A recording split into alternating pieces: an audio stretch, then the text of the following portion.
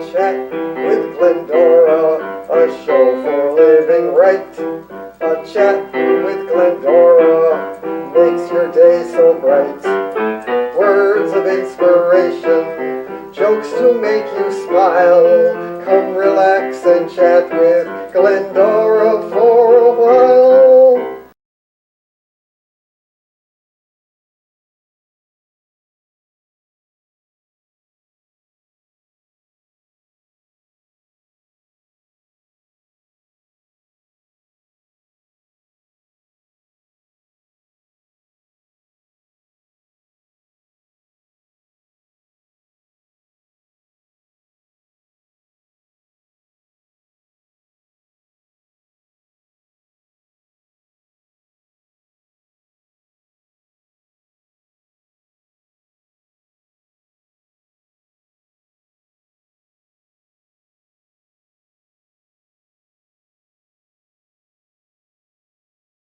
Well, we're here with Glendora Folsom. We're back talking about a chat with Glendora. Great to see you, Glendora.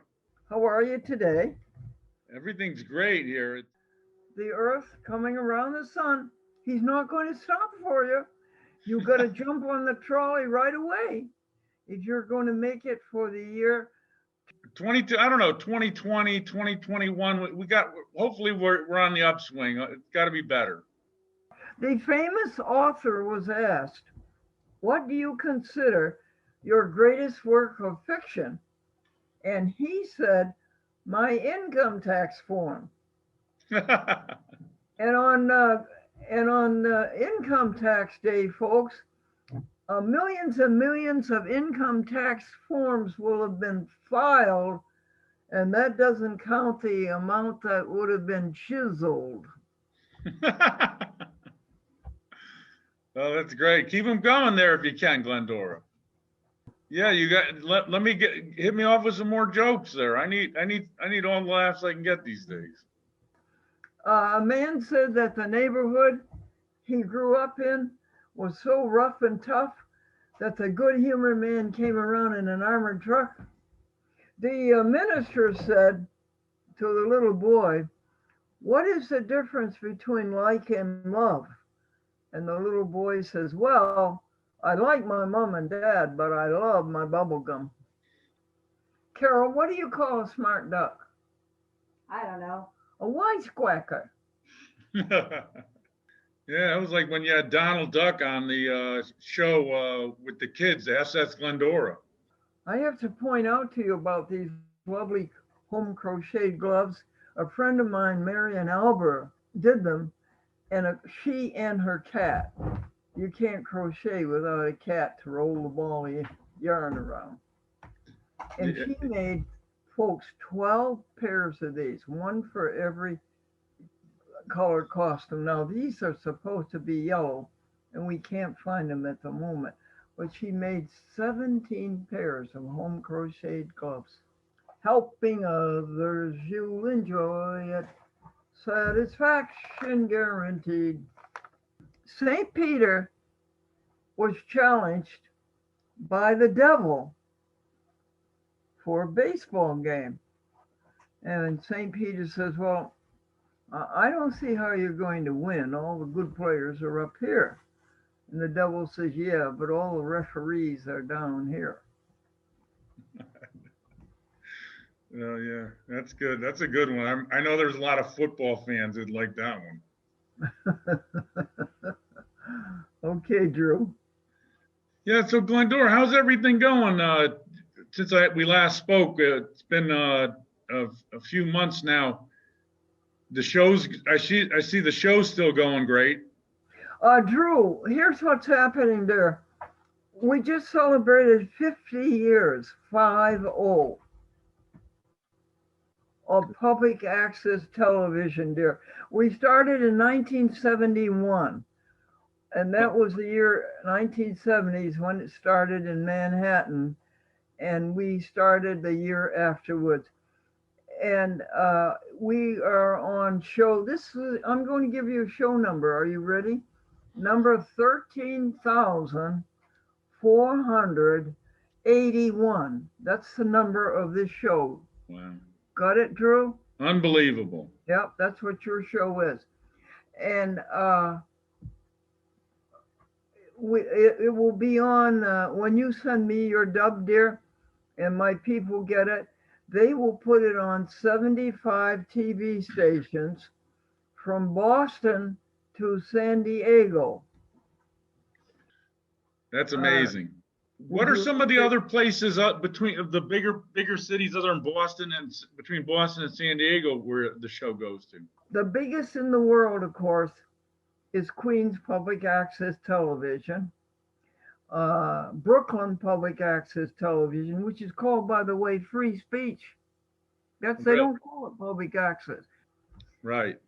And then there's, of course, Great Big Manhattan, which does 1,500 hours of public access a month. Can you imagine handling that big load? Yeah, it was. And then there's the next market, of course, is the great big Chicago market. And guess what, folks? The second market in the United States, which is Los Angeles, doesn't have public access. No. That screwy California legislature was over-exercised by AT&T, and they got away with it. No public access in California unless it's what you call a 501(c), which is what? You're run by a company. You're not a 501(c). Not right now, but that may change. I told you Chicago, Portland, Oregon, San Francisco, San Jose, San Antonio. And you know, nowadays, these are the biggest markets in the United States. Sure. It's no longer, of course, there's Boston and Trenton and Philadelphia and Atlanta, Rye, New York, White Plains, New York. Wow. 75 stations. 75 of them, folks. That's great. So tell me this, Glendora, have you been doing the show nonstop here for this 2020 and 2021? You haven't let up, right? Yes, sweetheart, since 1971, nonstop. Right. Amazing. That's amazing. What are you thinking here in 2021? What are your thoughts about what you see in the world, and what's the changes, and what's your outlook today? Better and better. Better and better. We get better and better. All the time we get better and better. You want to know why? Because we're one. We're one. We're all one. God. Who is God? God is everybody and everybody. And we're all together, working together. And we are just making the world a better place all the time. And we get better and better. So the world gets better and better. And look at our progress in the past 1,000,000 years. Look at where the world has come. Right. Is that what you wanted to know? Yeah, no, I'm just always interested because a lot of your show, you have you engage in philosophy and spirituality. So I'm always I want to hear what you have to say in that area. Okay, the spirituality, dear Drew, starts with when all is said and done, folks, the only thing that really matters is how did you treat others. That's where it starts. Over here you have selfishness and ego and self, and over here you have helping others. Now this thing over here, selfishness, ego, and self, doesn't even exist. It's really a nothing. It fools you. It draws you on and pulls you out, but there's nothing there, dear. And we sacrifice our greatest jewels, time, life, and money, and we sacrifice it over here to selfishness, ego, and self, and selfishness, ego, and me first. And Drew, you go down there and you put all your time, life, and money on that altar, and you're standing there and you're looking at it. A big wind comes up, it blows the curtain away, and you see what's behind it. There's nothing there, and there never was. And you've been giving all your precious jewels to nothing. And that includes thinking wrong. You can think about good things or you can think about bad things, can't you? Yeah, we make that decision kind of before we get out of bed in the morning. Very, very good, Drew. Sometimes we do our, we program computers and program, train our dogs, but we don't train our own minds. You put your finger on it. It's all in your thinking, dear. It's all in your thinking. You shouldn't conform to selfishness, ego, and me first. You should instead, by the renewal of your mind, go with what's good and what's helping people and what's fun and what's satisfying. Right. Would you like me to sing you a song? Sure, absolutely. Okay. Helping others, you'll enjoy it. Happiness is here to stay. We got rid of the ego. Selfishness is long ago.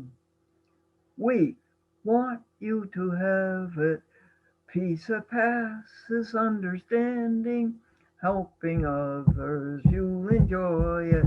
Happiness is guaranteed. That's great. Hey, Glendora, let me ask you this. When you were doing the show, the SS Glendora, did you sing on that show? No, honey. I sing like a prisoner behind 8 bars looking for the key. But that's a good one. I think it's the spirit that counts, don't you, folks? Absolutely. The spirit that counts. You can't sing worth anything, but that's a good one. I like that zinger. And then after you're helping others over here, and you've given up this nothingness. This is a nothingness. You've given it up, and you're over here, and you're helping others all you can, the way you do, Drew. The way you help others. And so you know what you find out after a while? That love is God. You've always wanted a relationship with God. You always wanted to know who God was, what God was. And you never could get to it. You couldn't get your arms around it. God was so big. But now you've found out what God is, because you know what love is. You've known that since you were in your mother's arms, right? Right. Right. And so if you know what love is and you know that God is love, then you know what God is, honey. Usually when you give, of yourself and your heart, you usually receive far more than you ever were giving in the first place. Oh, sure. Oh, you said it, brother. Yeah, it's the world has ways, and all different religions have different names for it, but the spiritual world is very real, and every culture tries to explain it differently. Say it again. No, the spiritual world is explained in different cultures differently, but it's very real. Yeah, and then we're all one, Drew. Right. God is everything there is. God is everybody there is.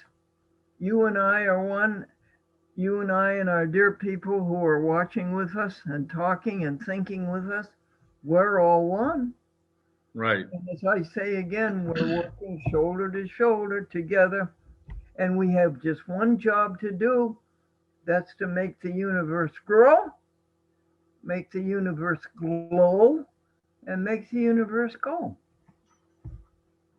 Great. Yeah. We're different, but we're the same in so many ways. Yes, and as the Frenchman said, "Vive la différence." Hopefully, the time will come soon, but to just travel and get to see more of the world. I don't feel I've seen enough of the world. Drew, did you know that computers are in the Bible? Oh yeah. Eve said to Adam, "Do you want an apple too?"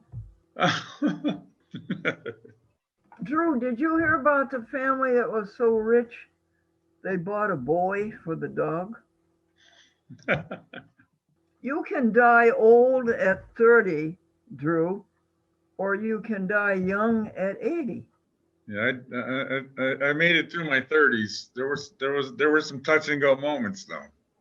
How old are you, Drew? I'm 61 years young now. No, are you really? Yeah. Yeah. 61 years young. Yeah, 2022, I'll see 62, which it's funny because, you know, when you were a kid, you look somebody 60, 62 years old and you say, wow, that's an old geezer there. Yes. What do you think about that, folks? Do you think he's right? I think I'm young at heart. I know that much. And sometimes I think the odometer has turned a little more. It might have been rolled back a couple of times. You know, like a used car, they roll the odometer back. Honey, that's against the law. No, with a vegan lifestyle and television education, Glendora has lived to 93 with no doctors or medication. Yeah, sometimes I think the further away you keep the doctors, the better you are. Oh, no question about it. The doctor says there's nothing I can do for your disease. It's hereditary. And the patient says, send the bill to my dad. And the doctor said, I have bad news and very bad news. Well, what's the bad news? You have 2 days to live. Well, what's the very bad news? I forgot to tell you yesterday. Oh, that's a good one. How about the one you told me last interview was the one I liked was the one about the lawyer and the 3 questions? Oh, yeah, yeah, right. The lawyer says, I'll take your case on a retainer basis. That'll cost you $3,000, and that entitles you to 2 questions. And the client says, $3,000, 2 questions. Isn't that expensive? And the lawyer says, yeah, what's your second question? Yeah, that's a good one. Then I think you told me last time you told me the one about the little boy and the priest with the wagon. Oh, sure. You want to hear that again, dear? Yeah, that's a good one. I like that one. Boy, you've got quite a memory, dear. I'm glad I don't owe you any money. Well, we'll send you the bill, Glendora, if you want. The little boy had a little red wagon, folks, and he took it down the sidewalk, and when he got to the church, all of the wheels fell off. And he said, well, I'll be darned. The next day he tried it out again, and sure enough, when he got to the church, all of the wheels fell off, and he says, I'll be darned. The third day he tried the same thing. The wheels fell off in front of the church, and he said for the third time, I'll be darned. And at this point, the priest opened the door and came out, and he said to the boy, you mustn't say, I'll be darned. That is not a good thing for you to say. You must say, I love you, God. I praise you, God. I thank you, God. So the fourth day, when the little boy got in front of the church with his wagon and the wheels all fell off, the little boy said, I love you, God. I praise you, God. I thank you, God. All of the wheels fell off. All the wheels went back on again, and the priest said, I'll be darned. Modern miracle. Oh, yeah, a modern miracle, honey. All miracles are modern. This whole day, folks, is filled with miracles, isn't it?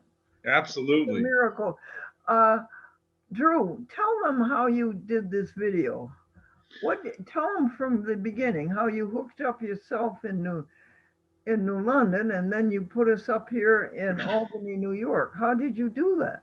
Yeah, it's amazing technology, isn't it? The Zoom, this is a Zoom meeting, and we're recording it here for the public access show that I do in New London. And Glendora, you're going to use it on a chat with Glendora, which goes out to the 75 stations that view your show.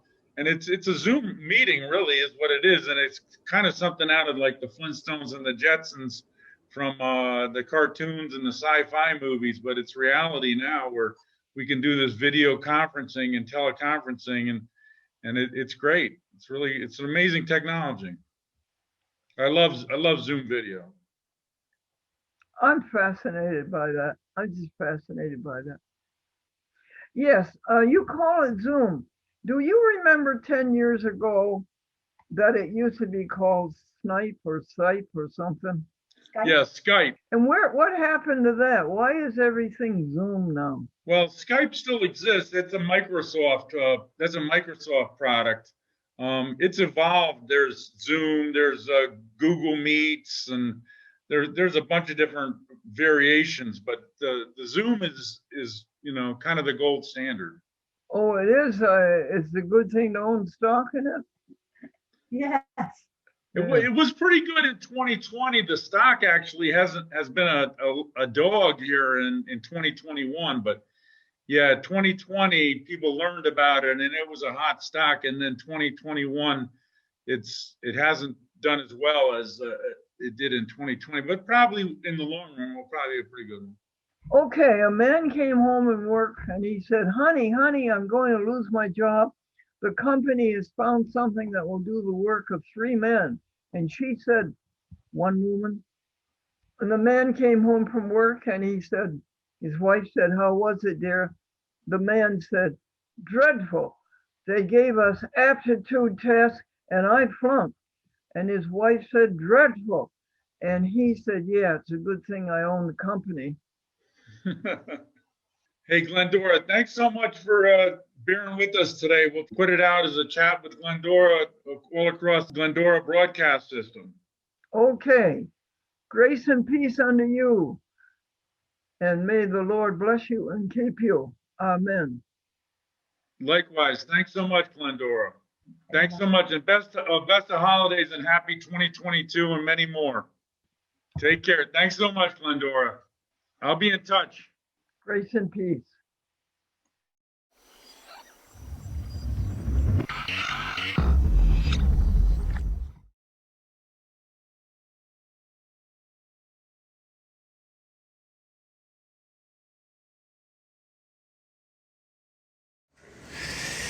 Before we get back to the ceremonies, I just want to ask you, are you having a good time?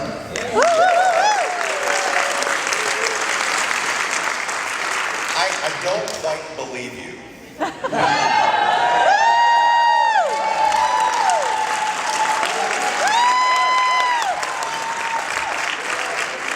I appreciate just a little enthusiasm. So, a show of hands. How many people in the room were born after 1972? Okay. Glendora Vesta Folsom has been a public access producer for 44 years.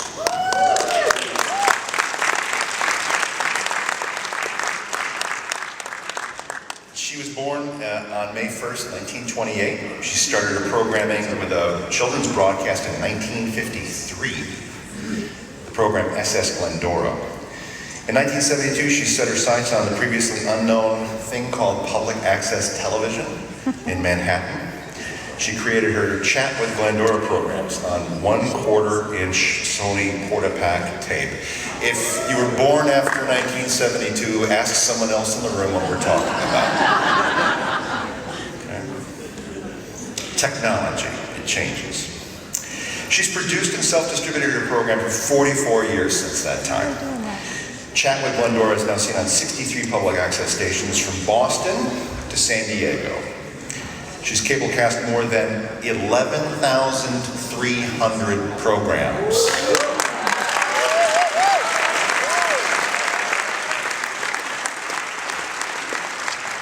That's sustaining power, huh? Yeah. Glendora has the true heart and soul of a public access producer. Well, what does that mean? Well, it means that she has fought for us, and sometimes she's even fought against us and with us. But what cannot be denied is her persistence and her belief in the importance of what we all do. I may not have done 11,300 programs, but the dedication that you know is the dedication that she knows. Tonight we'd like to honor her, one of our most prolific, long-lived, and enduring community producers, Glendora, Vesta, Folsom. Please come.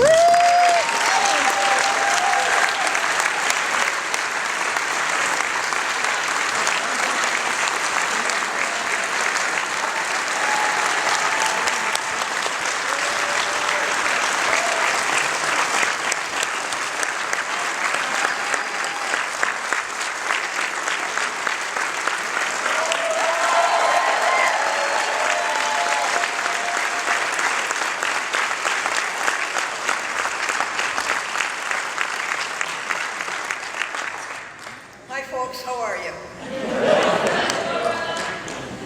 I asked Michael and Anthony how long I had. They said 30 seconds, so I'm going to say that for the applause. But there is one joke I would like to tell you. A church was having a Bible selling contest, and the man who sold the most Bibles stuttered. And he stuttered rather severely.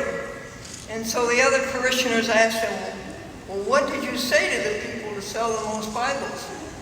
He said, I just said, do you want to buy a Bible, or do you want me to read it to you?